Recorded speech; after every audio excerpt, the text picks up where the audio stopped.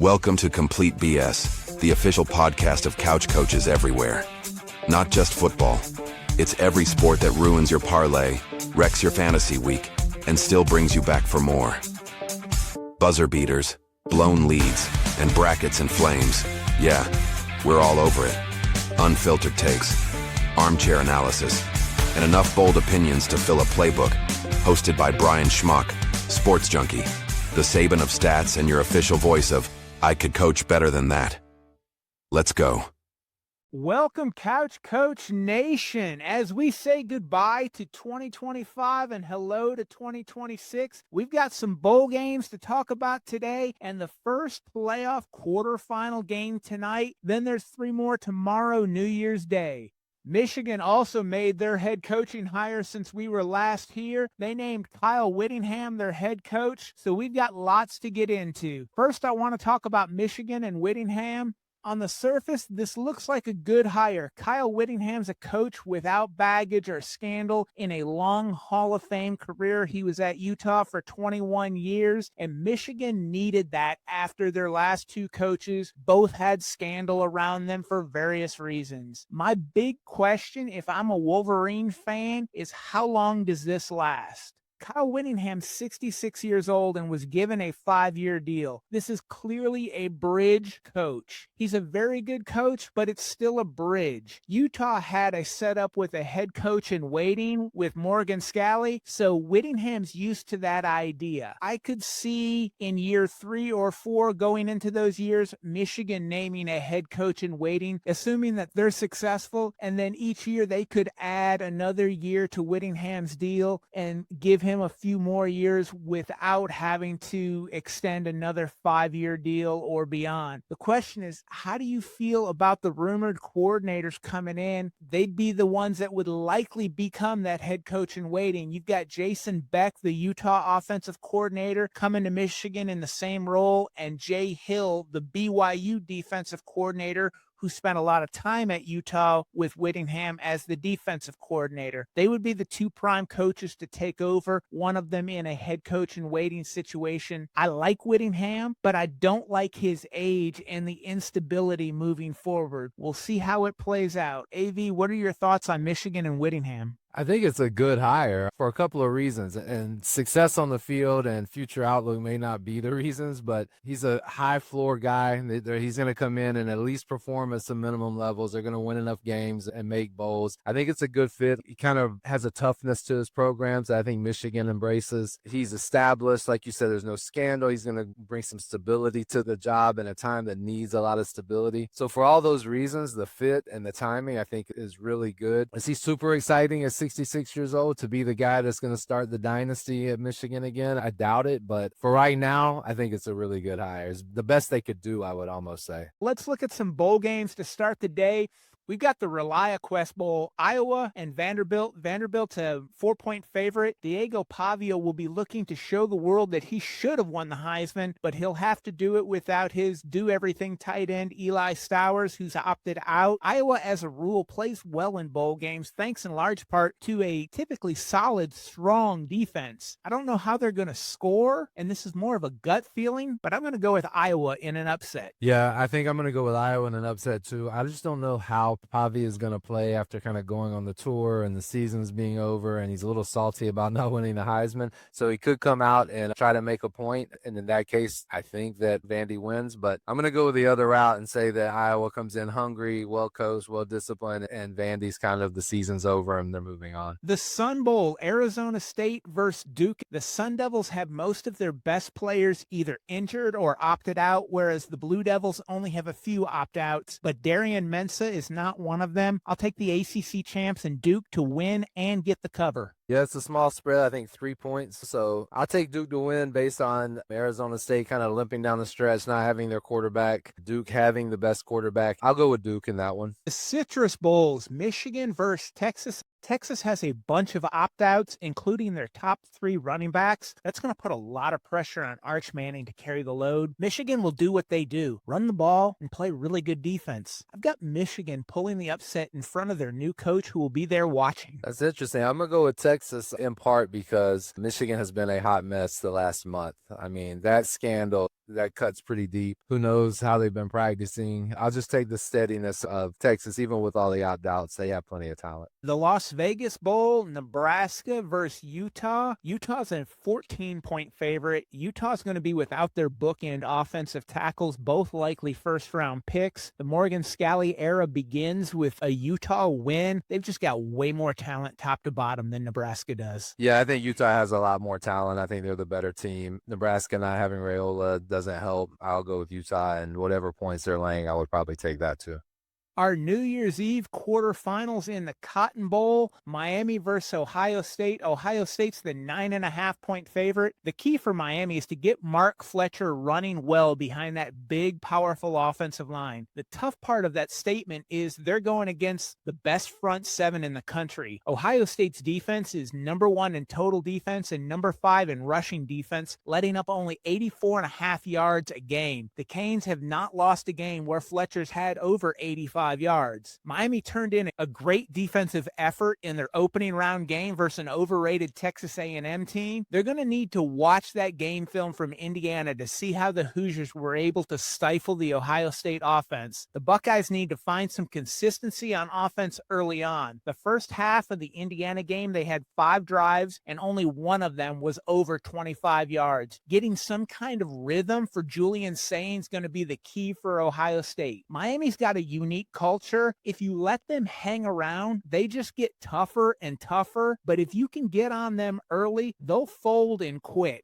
AV, how do you see this game playing out? It's a tough one, man. I could see it either way. I thought that Texas A&M would score some points on them and put them away at some point, and they couldn't. Texas A&M's got playmakers. So there's a world, like you said, Miami uglies it up and, hey, hang around, and they can win this at the end. I could see that happening. Fletcher didn't run great against Texas A&M, although he did come on in the fourth quarter with some big runs and got going, and that was the difference in the game is that fourth quarter with him running. I think it's going to be hard for them to do that against Ohio State, at least consistently. If they can force Julian Sain into a couple of short field turnovers and they can put some points on the board, they'll stick around. I think it's going to be low scoring. Both defenses are really good. I think it's going to come down to turnovers, man, and Beck doesn't make many, and Sain probably will have 1 or 2, but I'm going to go with the overall talent and the overall defense of Ohio State, keeping them out of the end zone, making them kick field goals. I think Ohio State makes enough plays in the end to win it. I don't think it's a blowout, although it could be if things went right early. Like you said, it could snowball on Miami and that they'll wave the white flag potentially. But I think it's going to be a slugfest, a really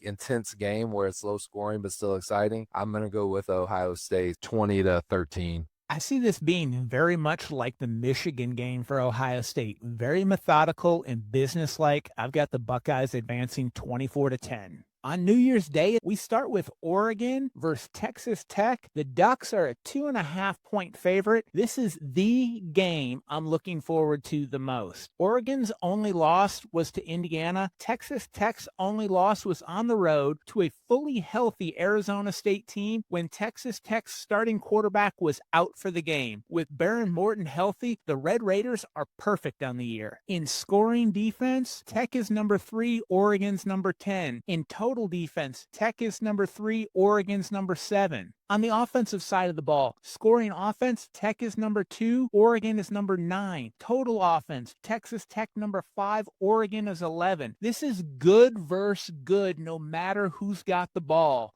AV, how does this game turn out? Now, I'm looking forward to this one too. I think it's going to be an exciting game. This is one of those weird games for me. I'm just guessing how I think this will turn out, where I don't know that the players are going to be the difference in the game. I think Dan Lanning's intensity and culture and kind of never die attitude is going to be what pushes Oregon across the finish line. I've got Oregon winning, and it's hard for me to say that because I've been on the Texas Tech train all year, and I think that they're capable of winning the whole thing. And so it wouldn't surprise me if they won. But I do like Dan Lanning in these situations. I think he's going to come have his team ready to play. I'm going to go Oregon 30-24. The key for me is turnover differential, and Texas Tech leads the country at plus 17. This will give them a short field one or two times in the game to be able to steal a possession, to have a short field and be able to score really quick. I'm a believer in Texas Tech now. I wasn't early in the year. I've got the Red Raiders moving on 31-27. In the Rose Bowl, Alabama versus Indiana. Indiana's a 7-point favorite. This game is pretty simple to me. Indiana and Ohio State were the two best teams in the country all year long, and in the Big Ten championship game, the Hoosiers came out on top. They've got the Heisman winner. Alabama, on the other hand, I don't think that they should even be in the playoffs. Yeah, they beat Oklahoma, but when you look at how they played in November, how they played against Georgia in the SEC championship game, I wouldn't even have them in the playoffs. Indiana's top 10 in scoring offense, scoring defense, total defense. Alabama lost to a 5-7 Florida State team that was worse than the record indicated, and they sputtered down the stretch. Indiana is expected to have Omar Cooper back and give them a full complement of receiving threats. The injury to defensive end Stephen Daly is significant for their pass rush, losing his 19 tackles for loss. They're going to need to make some adjustments without him. Alabama's got all the history and the past titles, but none of that matters when the 2025 teams take the field. Indiana cruises 35-21 on to the next round. AV, am I way off? No, I think this is setting up. Everything about it screams that Indiana's going to win this one and probably going away. I won't say they dominate the whole game, but Alabama, I think, has the talent edge if you just look at recruiting rankings. But it doesn't matter. Indiana's beaten teams more talented than them all year long, really for 2 years now.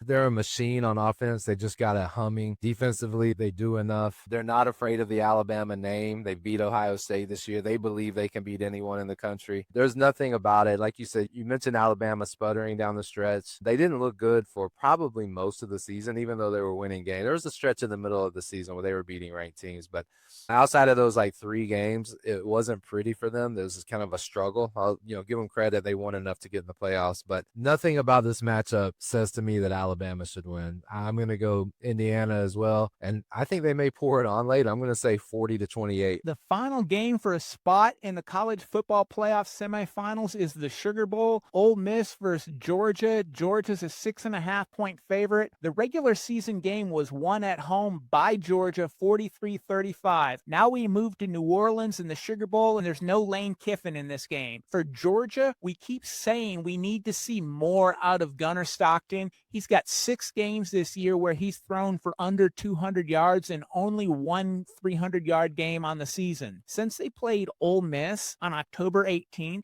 he's gone over 230 yards just one time, yet they keep winning. At some point, his ineffectiveness is going to bite them. For Ole Miss, in their first meeting, they weren't able to get Kejuan Lacey going. He is probable for the game, but he's banged up. He had 12 carries for 31 yards in that game. Lacey's going to need to be around 85-plus yards with some additional yards on the ground from Trinidad Chambliss for Ole Miss to have a chance in this game. However, Georgia's number 4 in rushing defense nationally, and no team has rushed for over 125 yards as a team. The top individual performance was Star Thomas with 60 yards in an overtime game versus Tennessee. Kirby's done this a bunch as an assistant and a head coach. Pete Golding's in his second game as head coach. Georgia's gotten better and better as the season's progressed, and I see them moving on with a 34-17 win. AV, what do you got?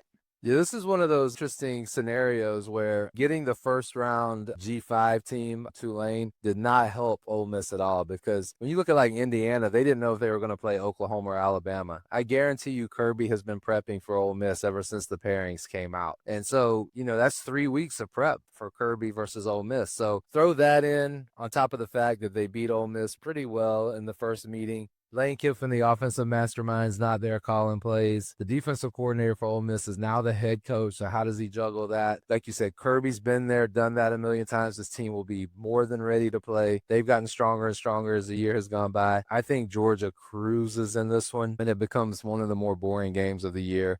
I say 39-21. I don't think it's very close. Now we move on to AV's book club, and what do you got? Show me a moneymaker. Well, I just hit on it. It's the Georgia game. They're only given 6.5. I think Georgia wears them out, especially late. I don't know that with all the prep that Ole Miss gets into the end zone very many times. I think Georgia runs it down their throat, controls the game, scores when they want to, and they cover the 6.5 easily.